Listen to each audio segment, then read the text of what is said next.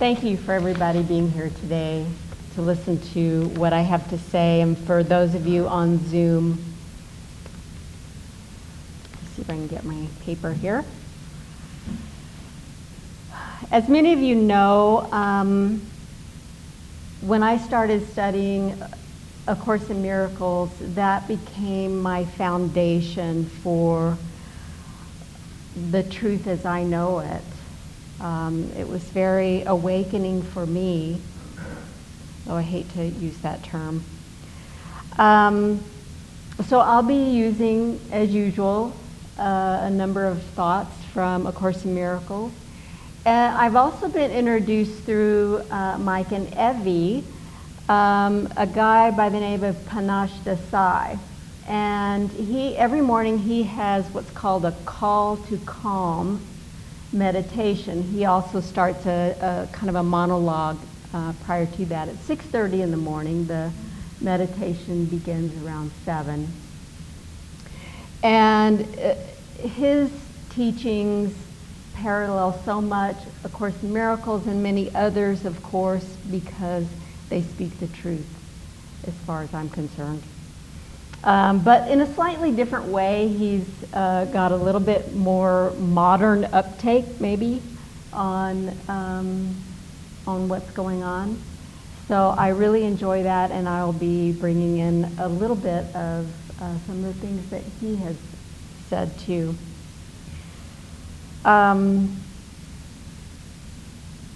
So maybe I should also start with a little bit of a disclaimer in that these thoughts are definitely kind of my pathway in the way I think.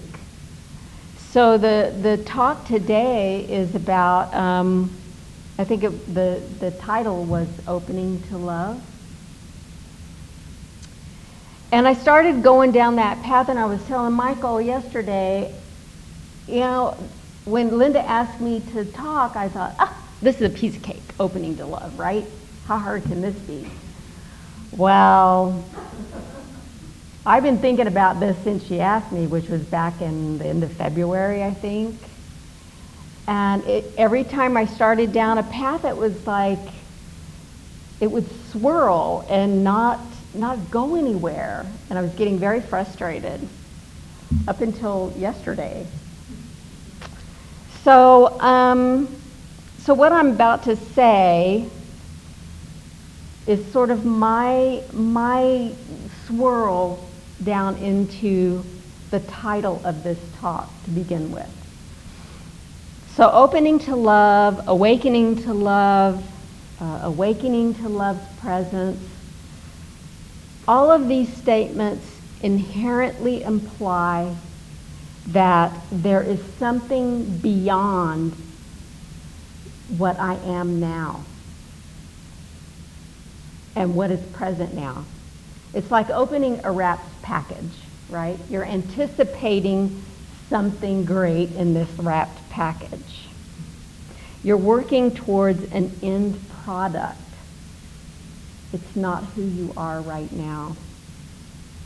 We're anticipating a future in which we are different, enlightened, with a happy, successful life.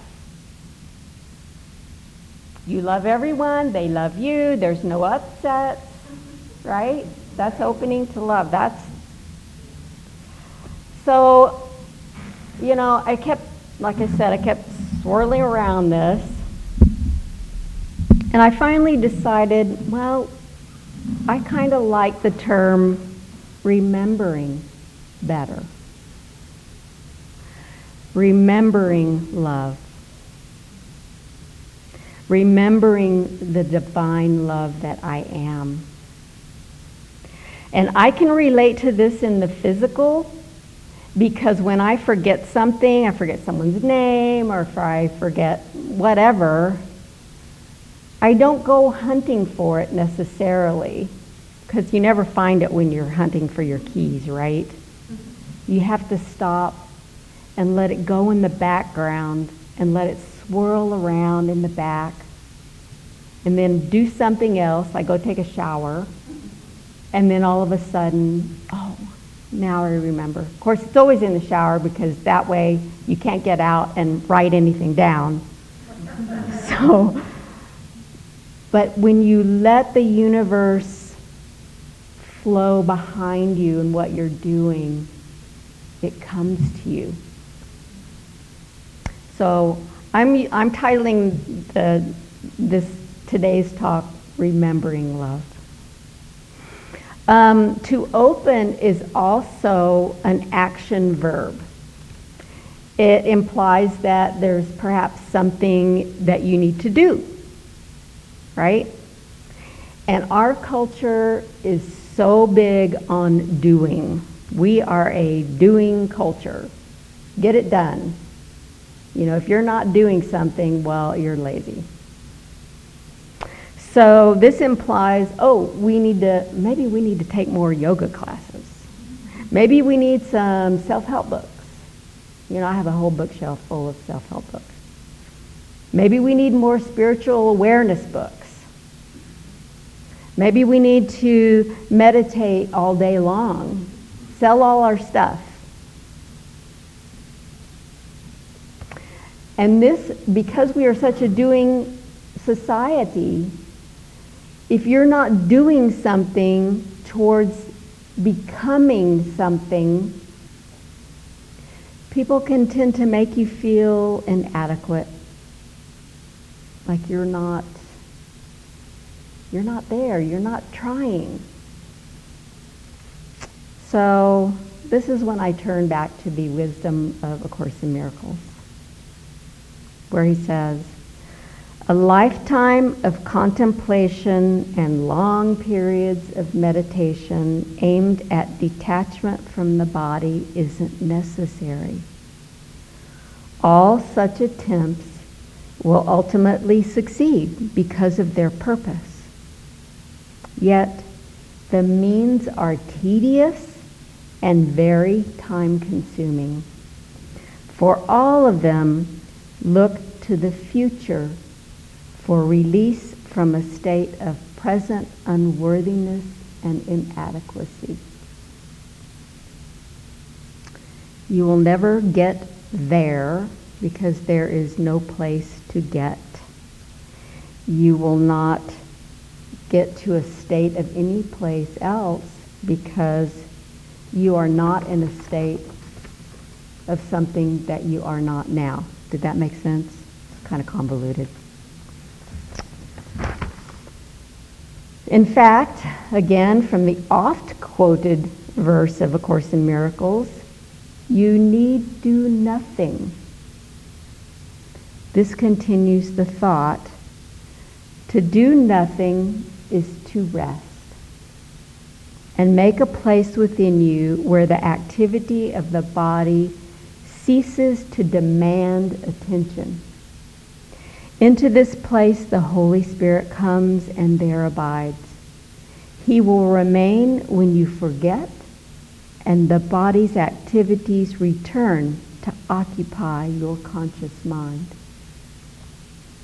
I'm going to put in a little clarification here for those of you who don't study A Course in Miracles. This does not mean literally the Holy Spirit is outside of you and going to come inside of you. The Holy Spirit, another name for Jesus, the Christ light, the light within you, and the love within you, abides in you always. And in this place of rest, though, you become aware of its presence. So when you cease to give the body attention, meaning when you cease to give the world and all its problems attention, you become aware of the love that is within you. So you need do nothing, acknowledges that love is already present in us before we forgot that it was us. And it's still there even though we've forgotten. That's another thing about remembering. The word remember implies and states that there was something already there. You just have to remember it with yourself. So if we treat it like a set of lost keys and let calm spirit do the work for us, in the background of our daily lives, we will remember the love that we are. Also, to do nothing and rest does not imply that we need to stop our daily living, stop our relationships, stop our healthy eating, stop our medication that makes our body better. It doesn't say anything about that. Making a place within you where the activity of the body ceases to demand attention means that as we go about our daily life, no matter what happens, there is a place in the mind that is free from the conflict that rages around us. And this is a place where you can remember and feel the love. You can also be doing something physically, however, and still be in that place of quiet, rest, and calm. This is what happens if you're an artist, or you're doing something you really love and you lose track of time and you just get into that moment. Your mind is free from the problems of worry. That's the same place. You're actually doing something with your body, but you've gone to that place in your mind. It's important to recognize that part of you is always your highest self. That's why you can go to this place of rest and connect with presence. And if you aren't in this place of rest, you are in a state of ego blockage. You're doing things probably and saying things from a separated state of fear. So in order to be the love that we are and access presence more, we need to recognize when we are blocking our awareness of it. So the two things I'm going to kind of focus on today are rest. You'll see this comes up, that word comes up a lot, and awareness. So the thing I love about A Course in Miracles too is that its purpose, and it states this up front, its purpose is not to teach us about God or even love.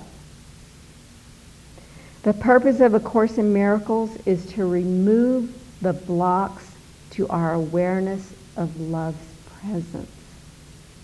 And guess what? Removing the blocks to the awareness of love's presence is not your job. I go, what? Your job is to become aware of when you have a blockage. Removing the blockage is the function of the Holy Spirit. So,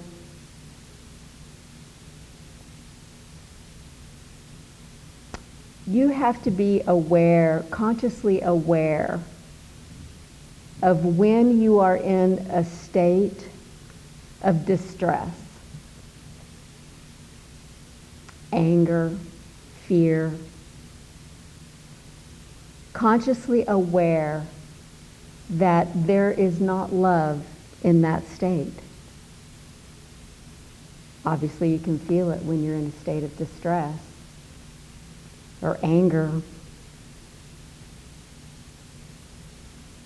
So as you go through your day and you become irritated or distressed, it is important to step back and to say, help me. This is where the Holy Spirit's function steps in. You have to ask. The Holy Spirit will not come to you and say, oh my God, you've got a blockage. You have to be aware that you are not seeing love in whatever situation it is. Maybe you've just gotten word that you're very sick. Maybe someone you love has passed. Maybe someone cheated you out of money. It's important to know when you can't see love in whatever situation it is that you're dealing with on a daily basis. Then you stop and say, help me. I can't see the love in this. Help me to see what I'm missing. Help me to see where there is love in this. And the Holy Spirit will gently open your eyes. I look at all of these situations that we go through on a daily basis throughout our life as doorways. Doorways to removing the blocks to the flow of love that is us.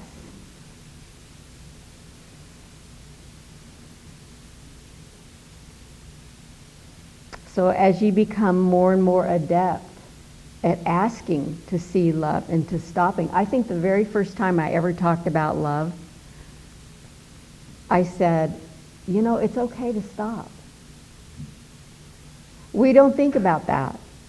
In the midst of distress, it's okay to stop and ask.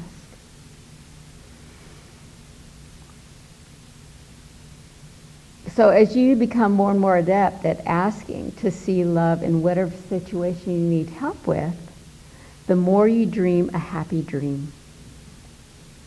And in A Course in Miracles, a happy dream does not mean being successful, having good relationships, having money, all those things that we tend to think of in this illusion. The happy dream is not about giving you a happy illusion. The happy dream is all the little steps you're taking throughout all of these ups and downs throughout your life to take you out of the illusion and into the total presence of love. So it's a little bit like learning something. The process of learning can be a great joy. And when you finally learn it, you're kind of like, oh, well, okay, what can I learn next?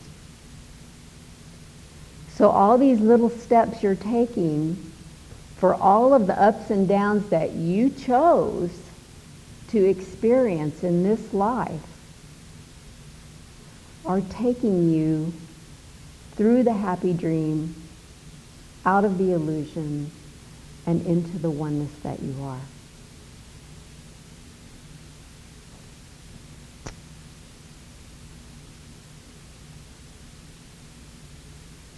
Love is not learned. Its meaning lies within itself, and learning ends when you have recognized all it is not. We have spent lifetimes learning all that love isn't, because that's what this illusion is designed to do. It's designed to keep us from remembering the love that we are. So it's time to honor the divine love that you are by interpreting everything that happens to you as an expression of love.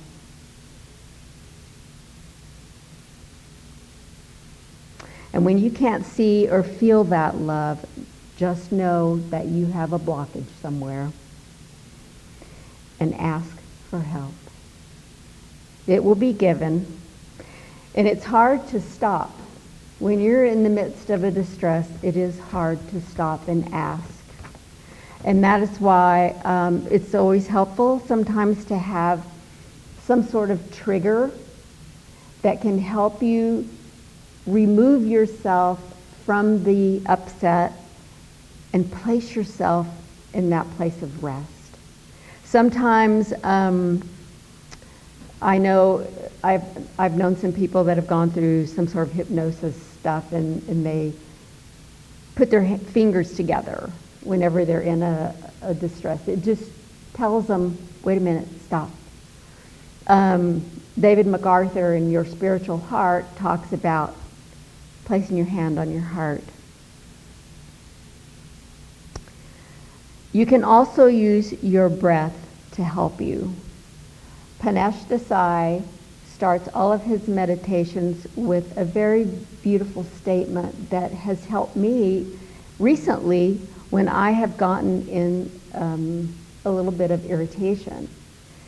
And that is, resting in the awareness of your breath transforms your life into a living meditation. All I have to do is say, resting in my breath.